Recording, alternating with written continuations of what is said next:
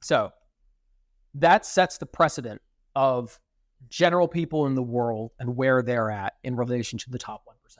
Nowhere near it. So the fact that we're in the top 1% in even one category with podcasts, I'm very proud of. Yeah. Especially given it's not one, like a marathon, I could probably wake up and do a marathon tomorrow. I don't think I would do well, but I could do it tomorrow, right? But with a podcast, it's difficult because you do have to do it religiously pretty much. Well, the other thing that add on to that too is it's not just we've done the podcast for half a year. We've done very consistent TikTok unique shorts. Yep.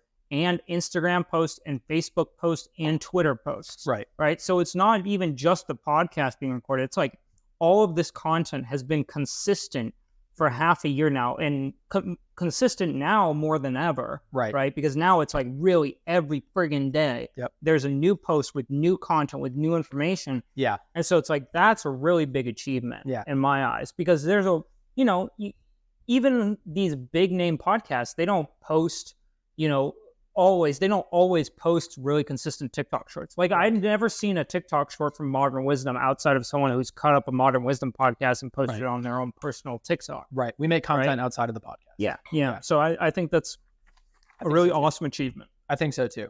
So that sets the precedent. So now I have a couple select ones which are on our hit list, right? Either ones we've already achieved or are going to achieve, or would like to achieve. So we've established where we are. Now let's see where we're going. For athletics, only 1% of high school athletes achieve athletic scholarships to college. I was offered one, but turned it down, but I'm still going to count myself in that percentage. So that's the only other category I found where I'm in the top 1%, or used to be, not anymore.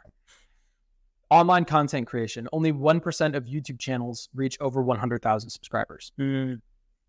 Most of the YouTube channels I watch have over 100,000 subscribers. Got to think about how many YouTube channels there are. Wealth. The top 1% of earners in the United States makes more than $500,000 annually. So we are fucking well off that mark right now. Yeah. But with where we want to be, I mean, my goal is to be making $20 million a year. That'd be right? great.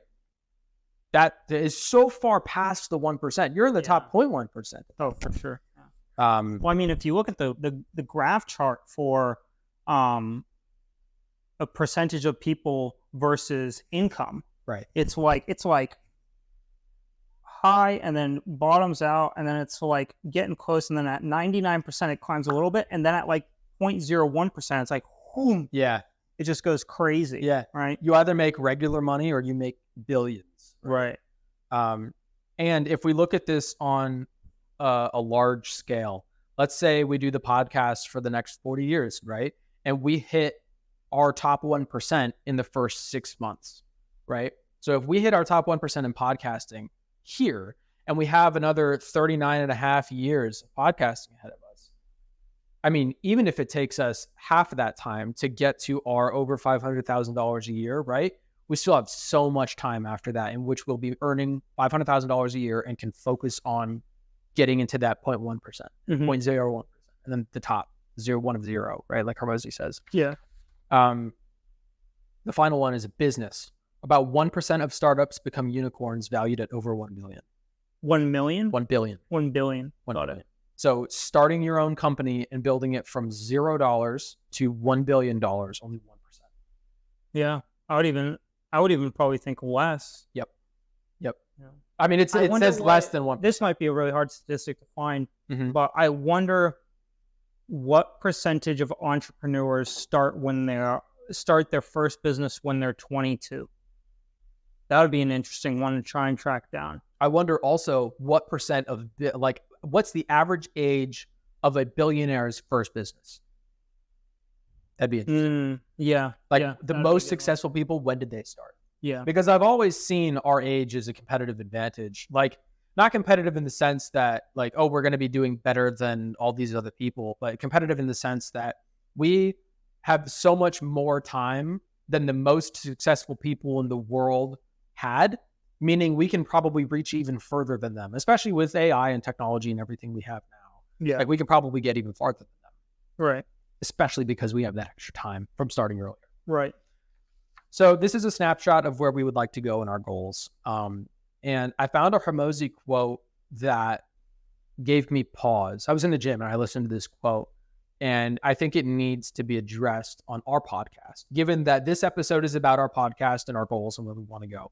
Everybody knows that our podcast is about our business and our personal growth. But this Hormozi quote says this: making content doesn't work for most people because they do one of 5 things, or all of them. They talk about shit they haven't done. That's what we're doing. They don't provide value, even though they think they do. I'm sure we're not. They don't know how to manage a team to hit volume. I don't even have a team. It's just us. They don't know how to use the platforms they post on and look tone deaf. I definitely don't, because you do all the posting and I say retarded, and that doesn't do well on any podcast, on any platform. And number 5, they quit in 4 weeks. We have not done that one. Yes.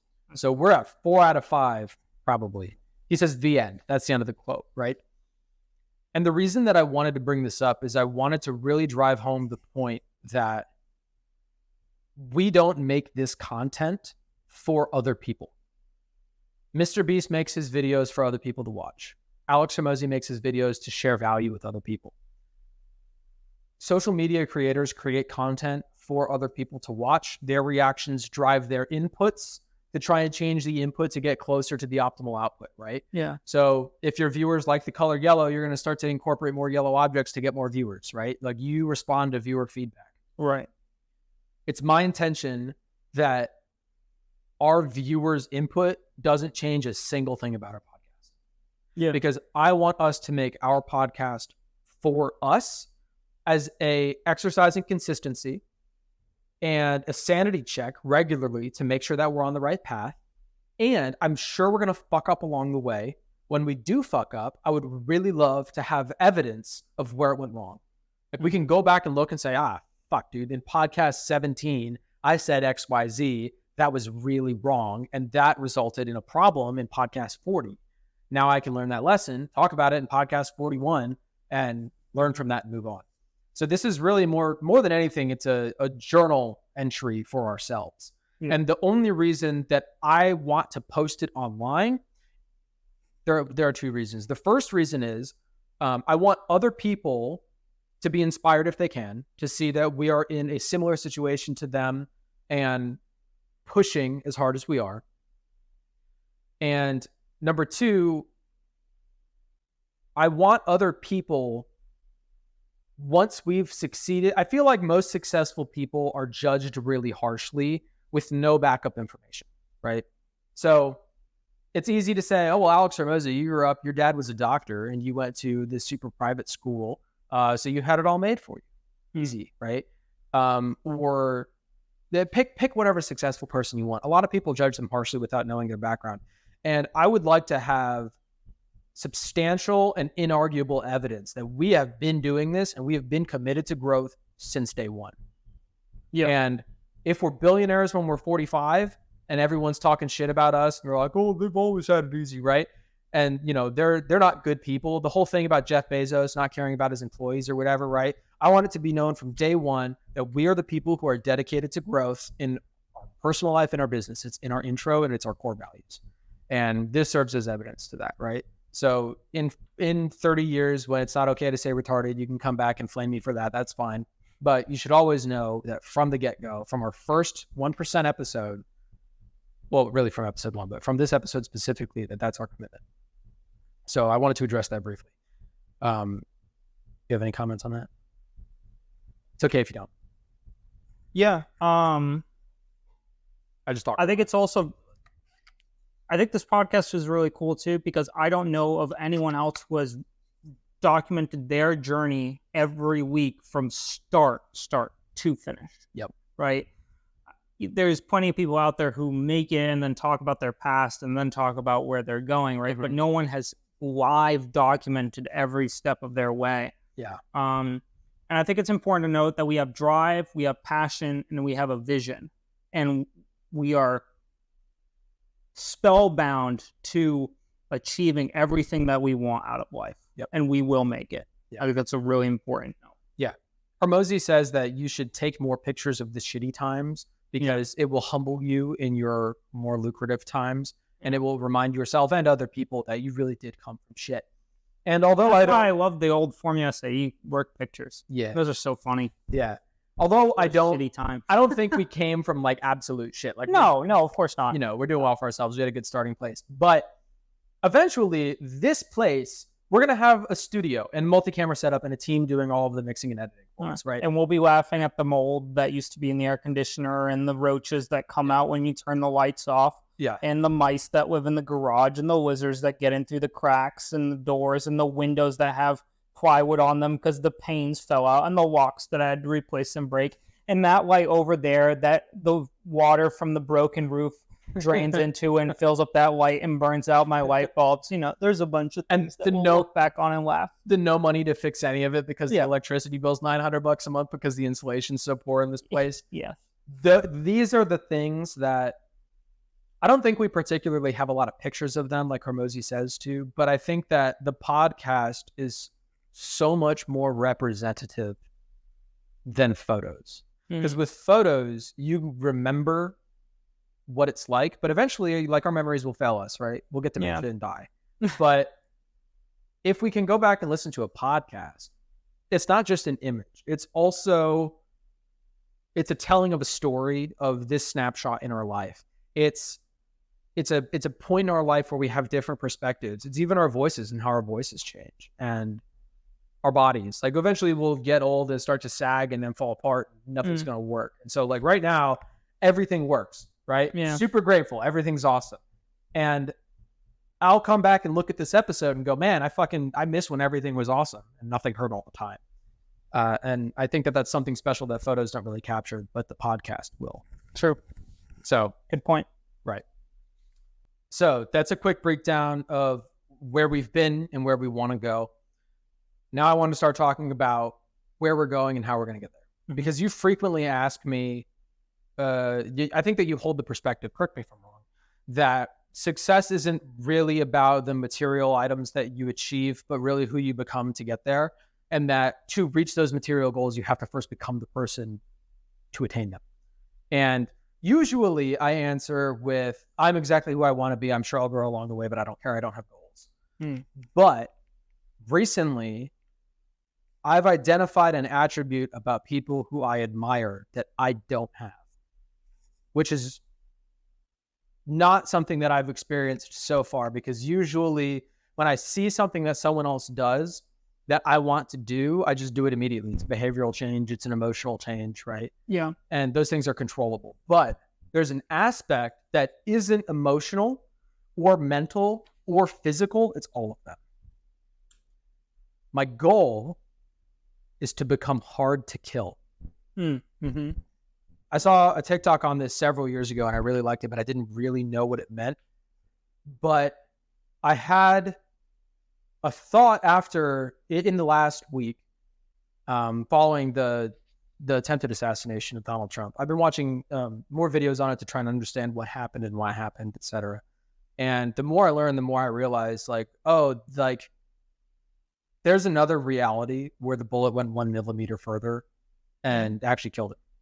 And this comes off the heels of that Supreme Court decision where the headlines were, it's legal for a president to assassinate a candidate, they're a threat.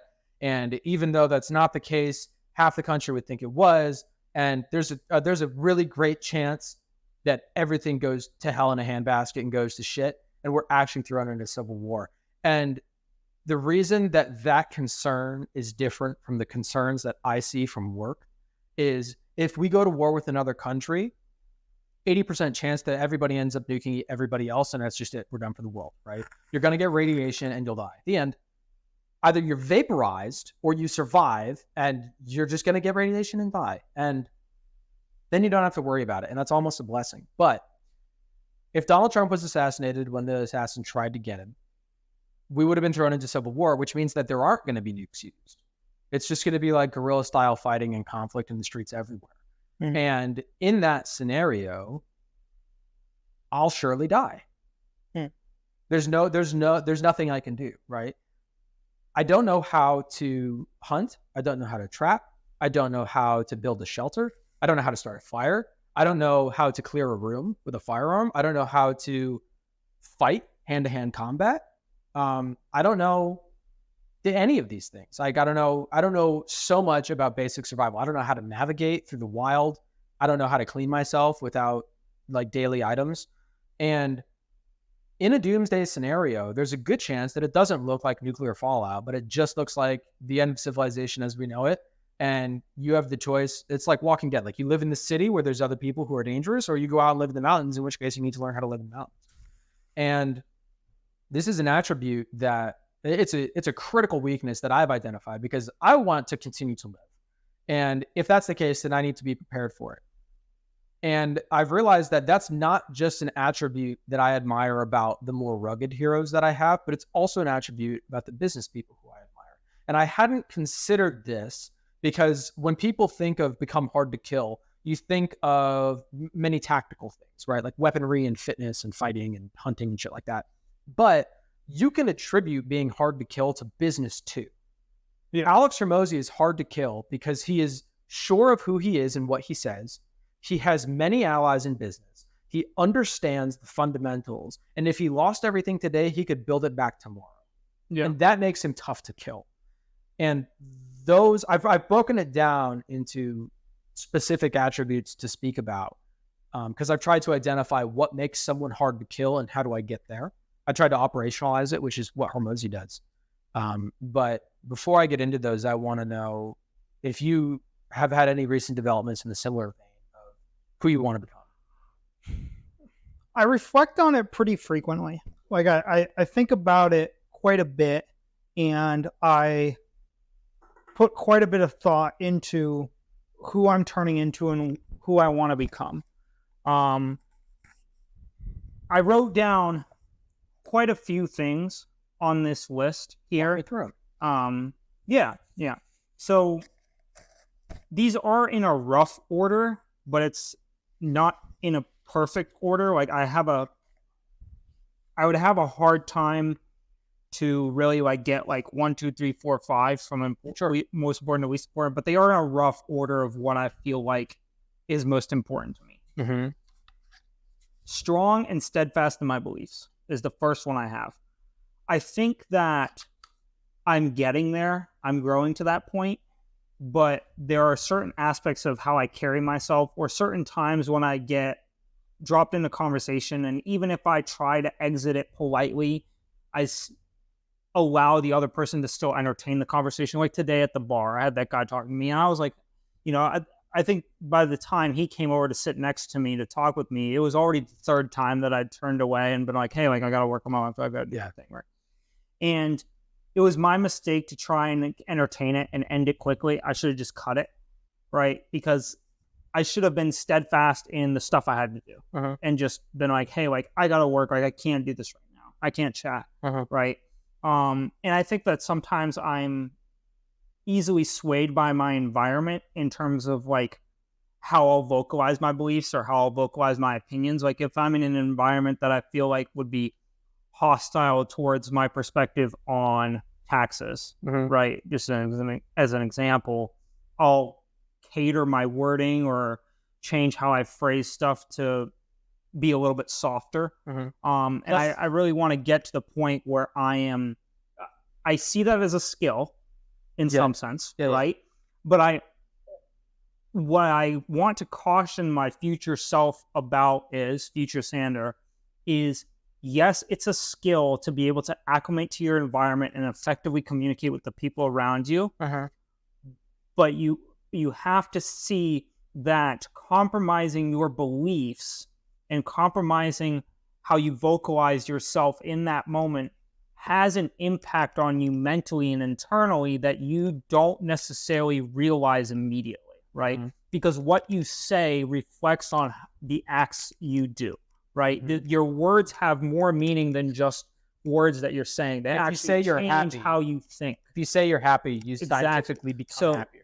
What I want to caution my future self about is ensure that you're recognizing that when you're acclimating to your environment to, better morph yourself to the people you're talking to. Be cautious of that. Yeah. Because it has a bigger effect than just getting through that conversation. It changes your mental state and who you are. So be careful with your wording.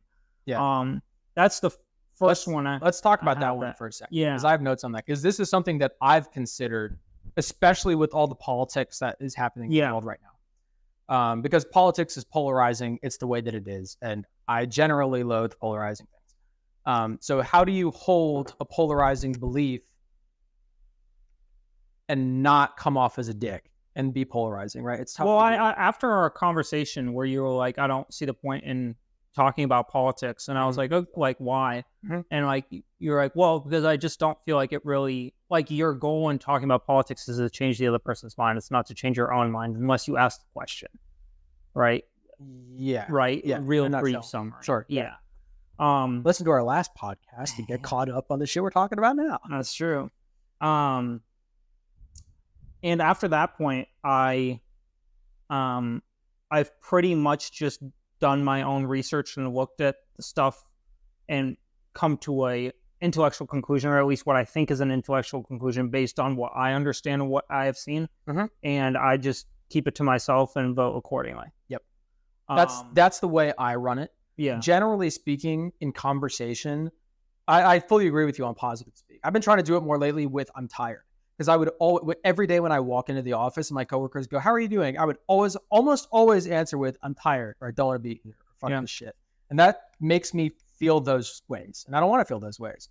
We have a friend of ours who every time we say, "Hey, how are you doing?" he goes, "Spectacular," and he'll lie to our faces if he's doing bad, right? But it makes everybody feel better, so fucking just say it. But when I'm in a conversation with someone and I like deeply disagragree with the shit that they're saying, right? Instead of getting into an argument about it, because I'm not going to change their mind and it doesn't matter and whatever, I'll repeatedly say like, okay, like I see your perspective, and I leave it at that. But I don't agree, because I don't agree. But I'm not going to flat out tell them that, because I'm not interested in having an argument about it. I think that's how I get around that. Yeah.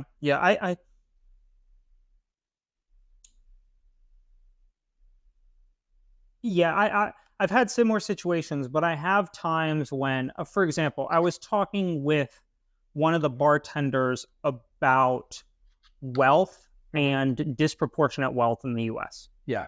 And they held the belief that the ultra wealthy should pay higher in taxes and, you know, be required to give back X amount and stuff like that. And, you know, I understood their perspective, but from my point of view, I politely disagreed on some points, and she started trying to convince me of her point, and I was like, hey, like it's cool, like you can disagree, like we don't have to agree on this, and that's fine. We can disagree. Yeah. Right. As in myself and the bartender. Right. Not you can disagree. It's we can disagree. I think that's what I said. Did I not? You started with you, but I'm just the reason that I point that out. I think I said we though. Maybe I didn't. The second time. Yeah. But yes, correct. My point is that we can disagree on this. It's not a big deal. Right. Like, you know, it's cool. We can just have different opinions on this and we can disagree. And I think that's how I've started to address it. Yeah.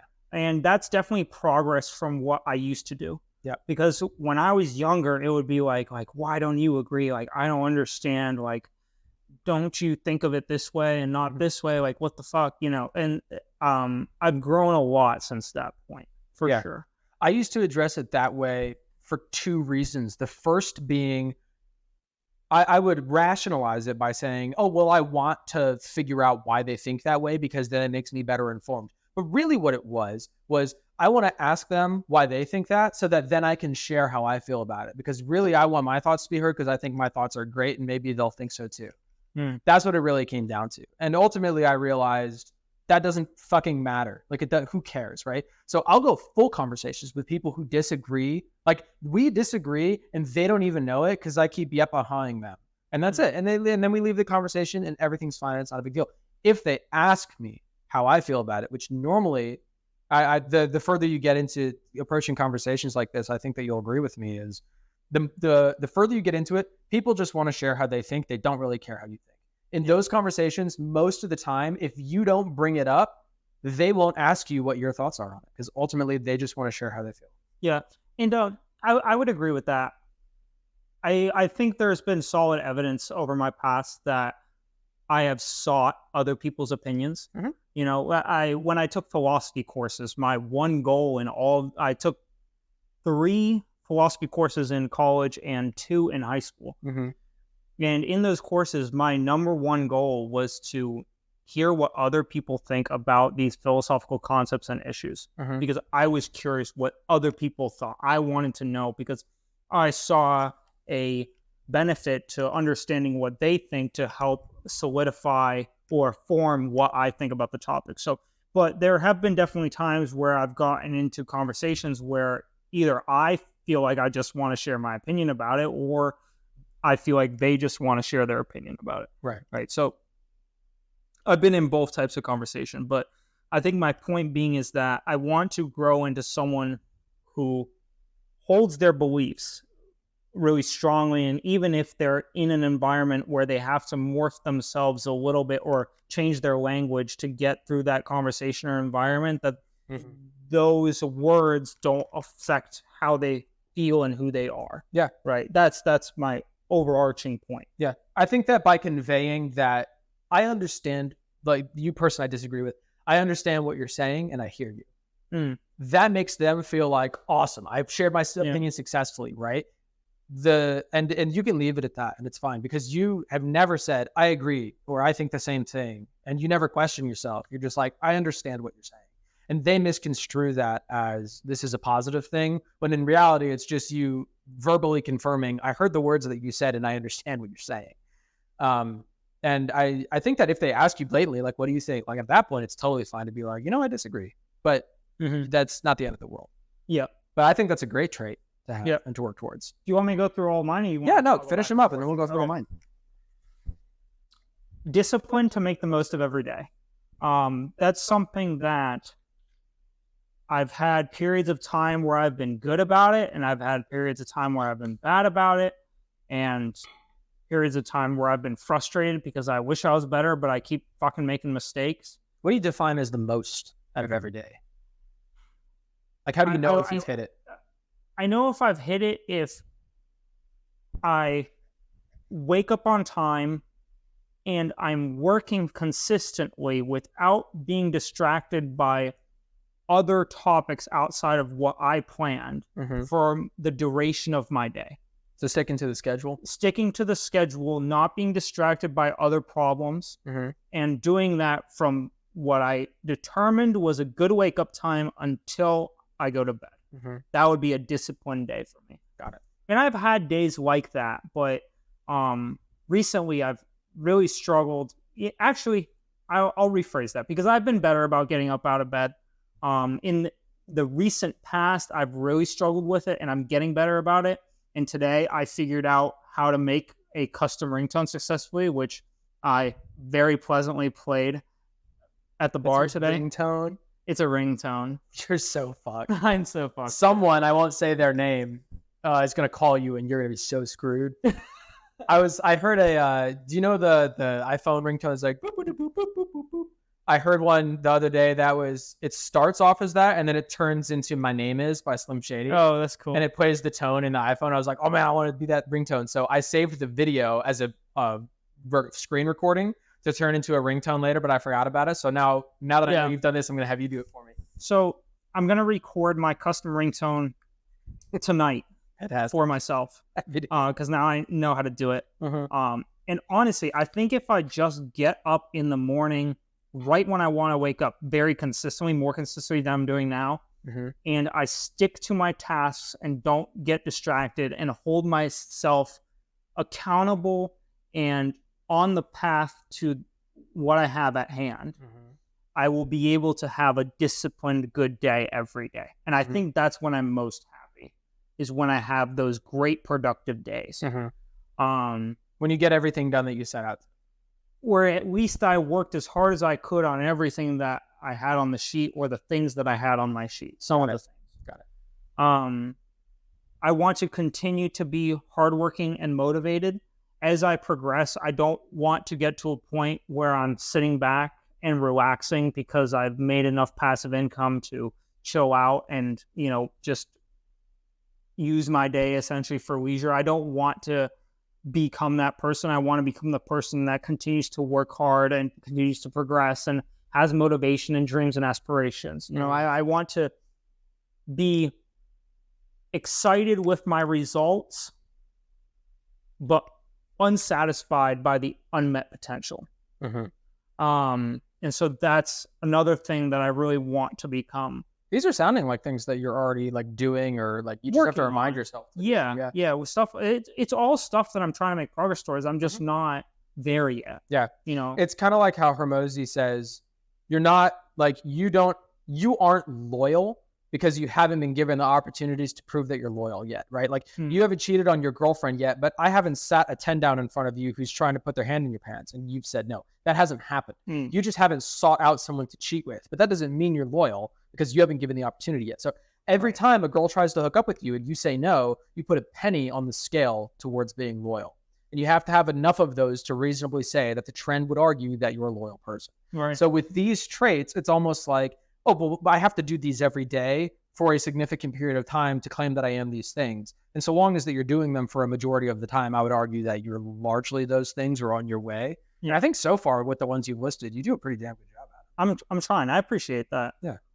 One that I actually got from glancing at your sheet before this, while I was printing it, or before I printed it at the bar, but adaptable to different situations, and relaxed in the, this is the part I added. I don't know, maybe you have this, I didn't read that in depth, but relaxed in the face of adversity and danger, right? I used to get real fucking worked up when like anything went wrong or something wasn't going right or, you know, whatever.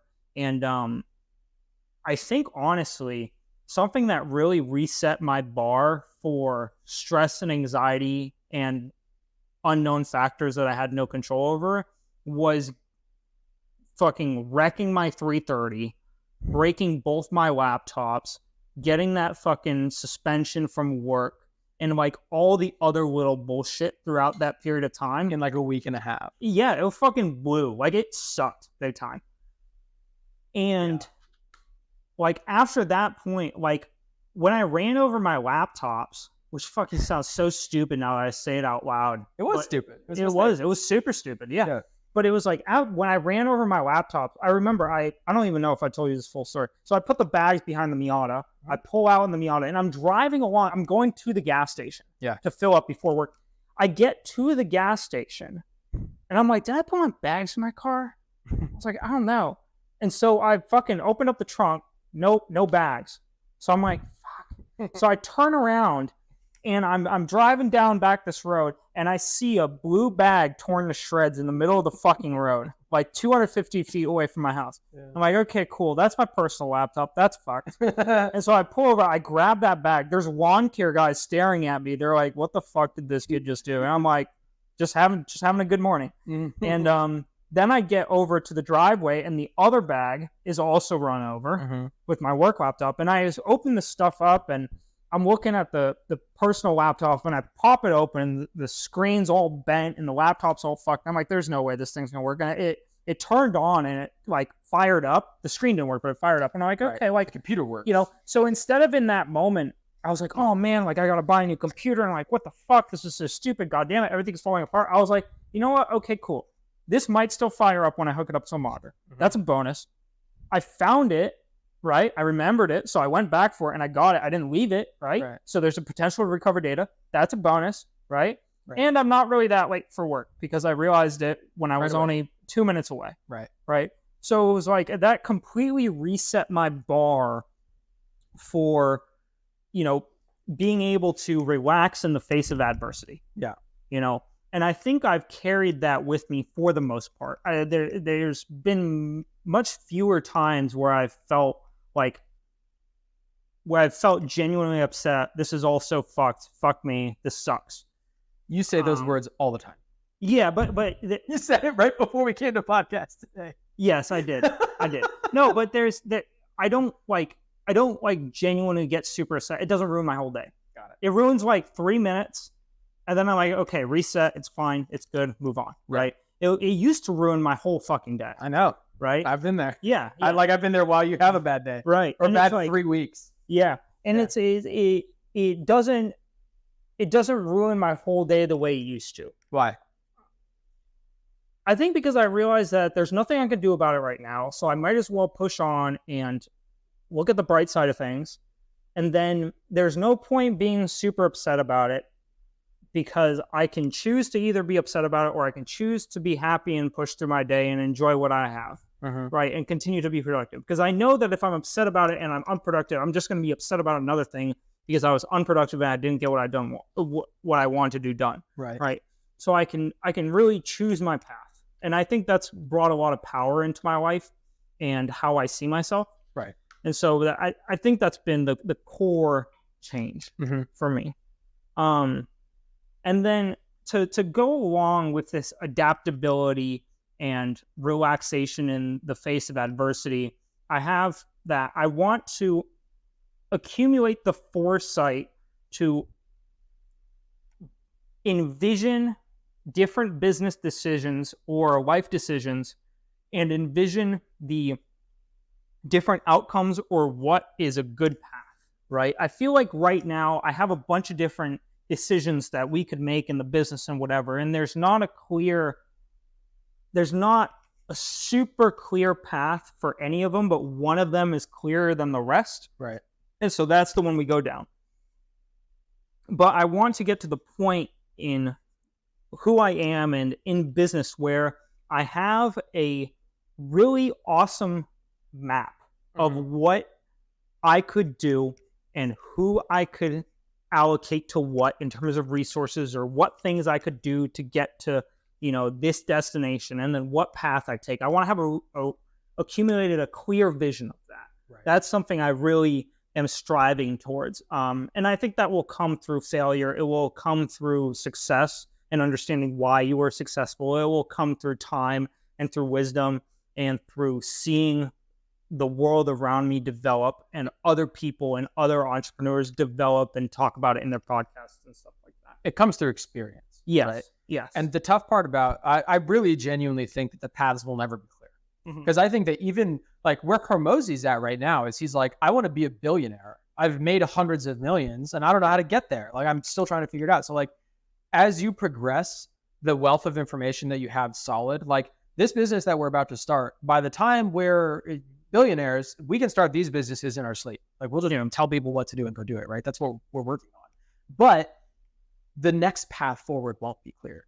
But I think that it's kind of like how you can drive a track and enter a corner the right way, not knowing what the next corner is because of your experience on track. You kind of know what's coming next. You kind of have a feel for it. Even though you can't see the corner, you know what the flow kind of feels like and what side of the track to be on, right?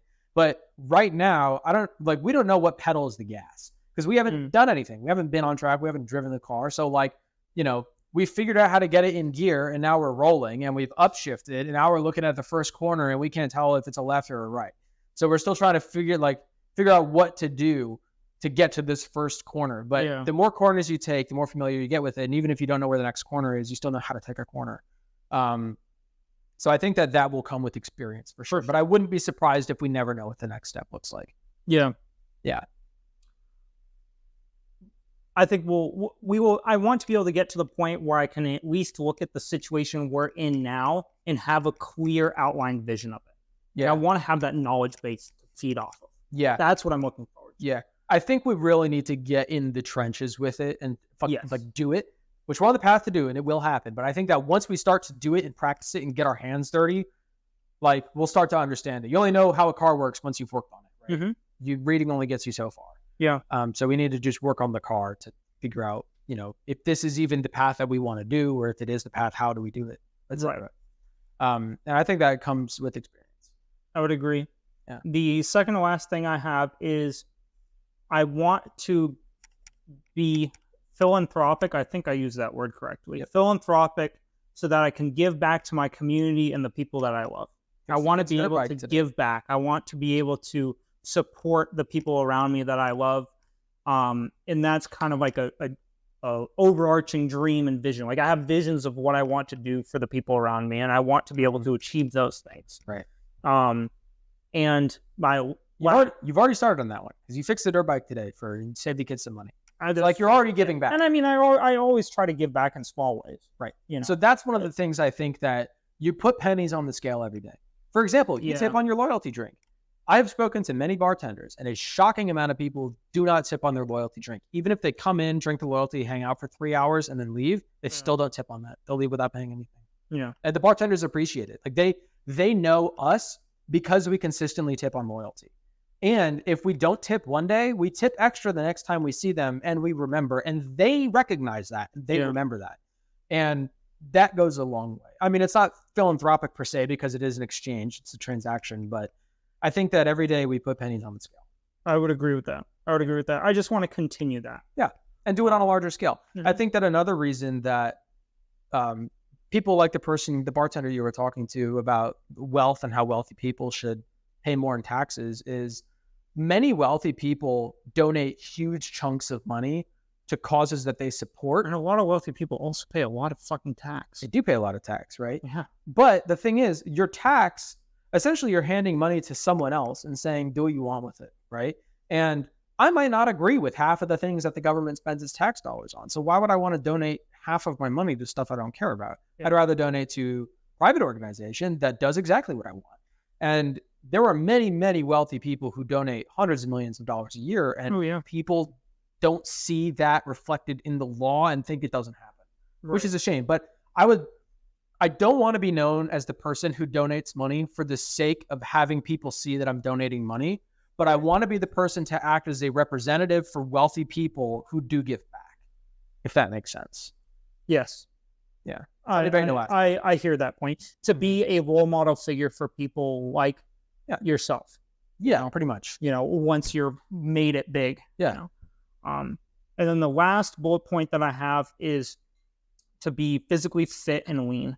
Mm-hmm. And I've started going to the gym again. I went twice last week. I went twice this week. Consistent. I went. I wanted to go 3 times, but I went Tuesday, and then I missed Thursday because of the 3:35 stuff. So I went yesterday instead. And next week I'm shooting for 3 again, and I've been increasing the length of time a little bit each time that I go and what I do to make it a little bit, more engaging. Right. And obviously benefit me more too. But those are the 7 things that I put down on my list. Awesome. I think you're already either there or most of the way there on working most of them, I think. Yeah. I think that especially the philanthropic one is you just want to do it on a larger scale. Yeah. Yeah. I think there's some of these that I've made good progress on, but I think all of them I am under the bar that I ultimately want to achieve.